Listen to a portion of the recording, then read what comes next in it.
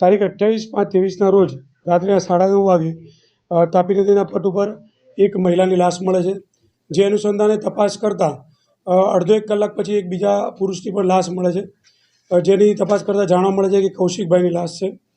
આ બનાવ અનુસંધાને ક્રાઇમ બ્રાન્ચ અને ચોક બજારની બંને ટીમો તપાસમાં લાગતા એક અક્ષય નામના આરોપીની ભાળ મળે છે કે આને 2 હત્યાઓ કરેલી એવું જાણવા મળે છે.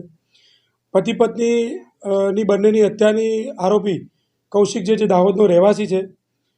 હત્યાનું કારણ એવું છે કે આરોપીના પત્ની સાથે કૌશિકના આડા સંબંધો હતા, જે આડા સંબંધોની જાણ કલ્પનાબેનને થઈ જતાં કલ્પનાબેનનું એના પતિ કૌશિકે ગળું દબાવી હત્યા કરી લાશનું ડિસ્પોઝલ કરવા માટે તાપી નદીના ઓવારા પર જઈ લાશનું ડિસ્પોઝલ કરતા આરોપી અક્ષય અને કૌશિકભાઈ બંને વચ્ચે ઝઘડો થાય છે.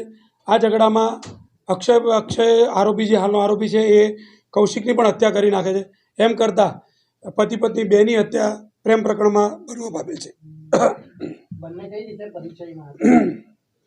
બંને એક જ દાહોદ બાજુના વતની છે અને મિત્રો હતા અને એક જ જગ્યાએ મજૂરી કામ કરે છે. બંને પાડોશી હતા.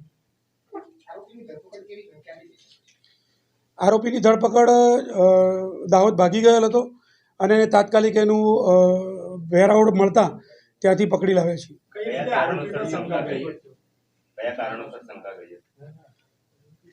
આરોપી અને ફરિયાદી જે કૌશિક છે મરણ જનાર, આ છેલ્લા 8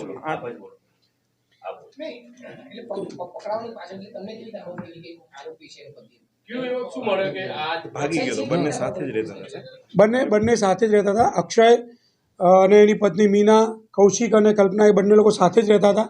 આ અગાઉ 8 મહિનાથી આ એકબીજાના પર શંકા કરતા રહેતા હતા.